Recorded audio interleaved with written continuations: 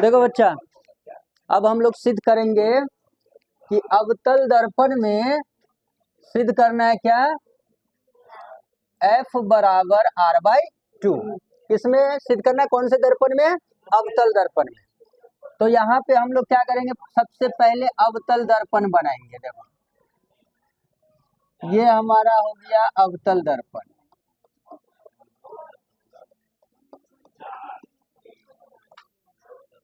ये है ध्रुव यानी कि पोल P, ये है F यानी कि फोकस, मुख्य फोकस, और ये है C।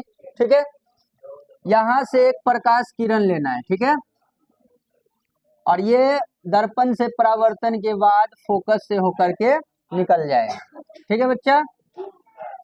दूसरा ये हो गया हमारा AB, कौन सी किरण हो गई है, आपतित किरण, आपतित किरण। और दर्पण से परावर्तन के बाद जो लौट गया वो हो गया परावर्तित किरण। समझ में आया। और इस दर्पण का नाम दे रहे हैं हम MM डैश, मिरर।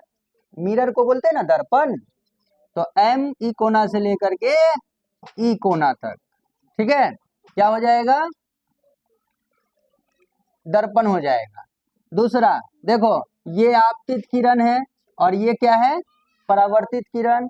और ये जहां पे टकरा रहा है इस बिंदु को हम लोग क्या बोल दिए, B, जो कि हमारा क्या है, आपतन बिंदु। कौन सा बिंदु, और आपतन बिंदु पे न डाला गया लंब, पढ़े हो ना परावर्तन का नियम, परावर्तन के दो नियम है। तो यहाँ से क्या होगा, अभिलंब। क्या होगा, अभिलंब। याद आ रहा होगा। अब यहाँ कौन सा कोण बनता है, तो बोलोगे I, आपतन कोण। और दूसरा यहाँ पे बनता है R, वो कौन सा कोण, परावर्तन कोण। याद आ रहा है ना। अब देखो यहाँ पे एक नियम है कि ये वाला जो कोण है ना, ये वाला, वो इस कोण के बराबर होता है। क्यों, ये एकांतर कोण है। कौन सा कोण है, एकांतर कोण। ठीक है, इतना समझ गए चित्र। अब देखो जो इसमें लिखा हुआ है उसी चीज को हम यहाँ पे लिखेंगे। दूसरा, और यहाँ से लेके यहाँ तक की दूरी को क्या बोलते हैं, यानी फोकस और ध्रुव के बीच की दूरी को क्या बोलते हैं, फोकस दूरी। और वक्रता केंद्र से ध्रुव तक की दूरी को क्या बोलते हैं बताओ, तो वो बोलते हैं हम लोग, यहाँ से लेके यहाँ तक को क्या बोलते हैं, R। ये ना बोलते हैं वक्रता त्रिज्या। तो अब आते हैं हम लोग इसको आगे सिद्ध करते हैं। देखो क्या होगा, जो पहले हम लिए थे यहाँ पे लिखेंगे, माना कि MM डैश एक अवतल दर्पण है। ठीक है, लिख दिए जो जो पहले लिखे हैं। जिसका देखो, जिसका ध्रुव क्या है, P, तथा वक्रता केंद्र क्या है बच्चा, C है। ठीक है, समझ रहे हो। अब यहाँ पे क्या है, AB क्या है, AB एक आपतित किरण है, आपतित किरण है जो परावर्तन के बाद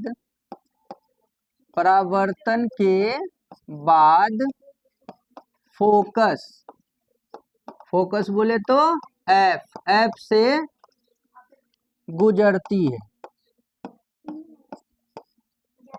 ठीक है, ठीक है। इधर देखो, जो इस चित्र में है ना, पहले समझो फिर उतार रहा है। अरे पहले समझ लो ना, समझने के बाद तो देंगे ना। तुम अगर समझ जाओगे तो छपने के लिए देंगे ना हम टाइम। क्या देखो, AB क्या है बताओ, और परावर्तन यानी कि टकराने के बाद ये कौन सा किरण है, परावर्तित किरण। कहां से होकर के गुजर रहा है, फोकस से। समझ गए? ये क्या है? वक्रता केंद्र, और ये क्या है? ध्रुव। ठीक है, ये क्या है? ध्रुव। अब यहाँ पे देखो, जो चीज इसमें लिखा है उसी चीज को हम यहाँ लिख रहे हैं। देखो, माना कि एम एम डैश एक क्या है? अवतल दर्पण है, जिसका ध्रुव जो है वो क्या है? P है, तथा वक्रता केंद्र क्या है? C है। ए बी एक आपतित किरण है, ए से लेके बी तक ये क्या है? आपतित किरण है, जो परावर्तन के बाद यानी कि टकराने के बाद, दर्पण से टकराने के बाद फोकस से गुजरती है। देखो गुजर रही है ना। तो अब हम देख रहे हैं कि यहाँ से लेके यहाँ तक तो परावर्तन का नियम लग रहा है। तो इसी परावर्तन के नियम के अनुसार हम लोग क्या करेंगे? लिखेंगे परावर्तन, परावर्तन के दूसरे नियम से, दूसरे नियम से। बताओ दूसरा नियम क्या कहता है? कोण I बराबर कोण R होता है, यानी कि आपतन कोण परावर्तन कोण के बराबर होता है। ये ना पढ़ाए हुए हैं पहले। ये जो I है वो कहाँ से है? देखो ये कोण है, ऐसे करके ए बी और ये क्या है? C। तो ये इस I को हम लिखेंगे ए बी सी बराबर, R को क्या लिखेंगे? R यहाँ है ना, तो लिखेंगे सी बी एफ। तो यहाँ लिखेंगे कोण में C B F, C B F. इसको मानेंगे समीकरण 1। ठीक है, समझ में आ गया इतना? दूसरा, लेकिन यहाँ पे हम देख रहे हैं कि I यहाँ भी है, यहाँ भी है, तो हम यहाँ पे लिखेंगे लेकिन, लेकिन यही जो ए बी सी है, ए बी सी, वो तो बी सी एफ के बराबर है। अरे ये जो आई है ए बी सी, वही तो इस कोण के बराबर है ना। आई ये भी है, ये भी है, तो ये हो जाएगा बी सी एफ। तो यहाँ पे हम लिख देंगे बी सी एफ, यानी कि ये आपस में बराबर हो गया। इसको मान लेंगे हम लोग समीकरण 2।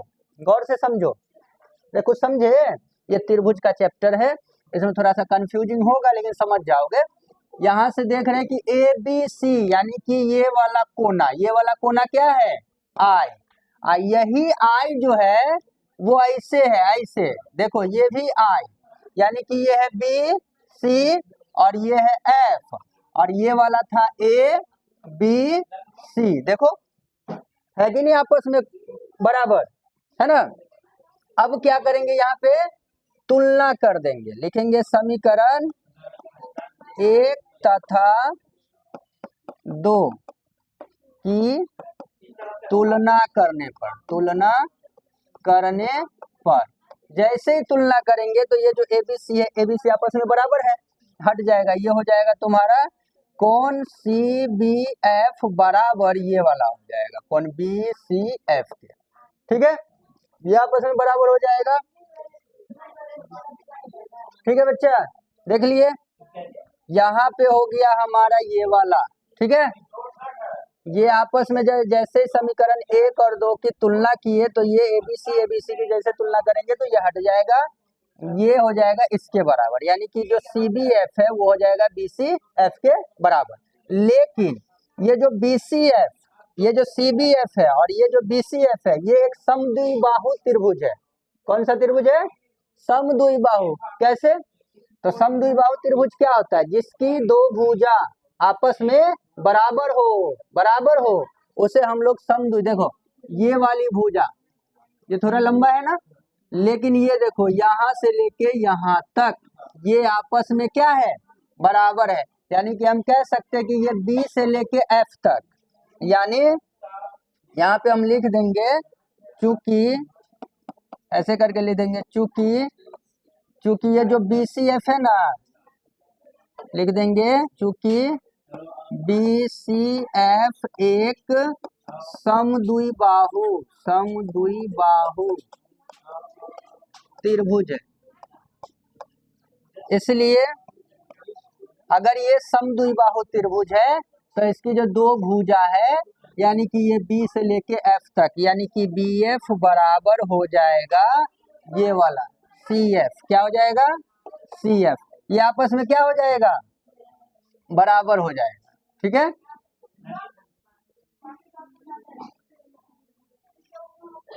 थोड़ा सा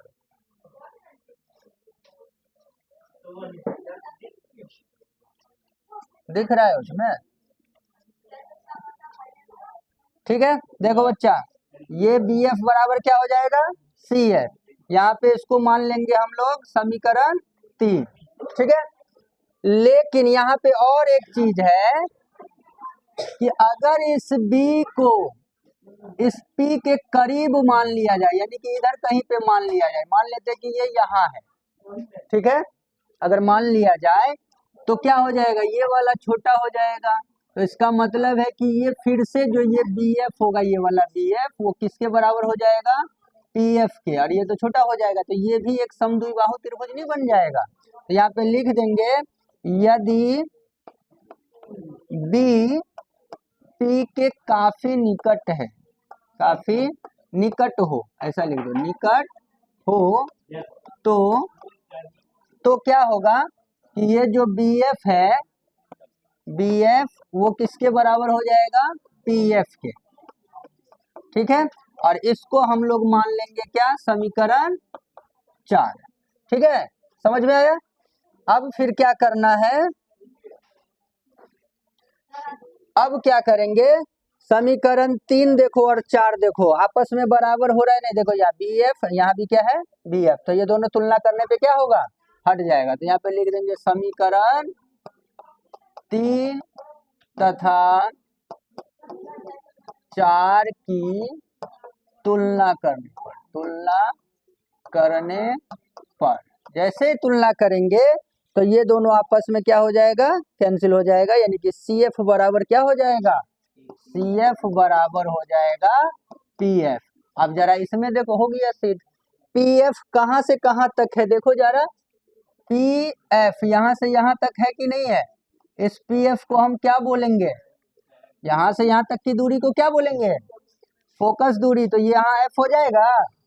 ये जो सी एफ है, सी एफ कहाँ है, तो बोलेंगे यहाँ है। तो ये जो सी एफ है पूरा, ये पीसी का आधा हिस्सा है कि नहीं है, ये जो पीसी है पूरा यहाँ से यहाँ, तो ये सी एफ भी आधा है, पी एफ भी आधा है, आधा आधा टुकड़ा मिलके पीसी बना हुआ है। तो हम इस सी एफ के जगह पे पीसी का आधा बोल सकते हैं। ये जो सी एफ है वो किसका है, पीसी का आधा। लेकिन पीसी हमारा क्या है बताओ, पीसी हमारा यहाँ से लेके यहाँ तक है, वो क्या है, आर। तो इस पीसी के जगह पे आर, बट्टा में 2, यहाँ पे ये एफ हो गया ना सिद्ध। यही ना लाना था, देखो ना यहाँ देखो, यही लाना था ना कि अवतल दर्पण में बताइए कि एफ बराबर होता है r/2, हो गया ना सिद्ध।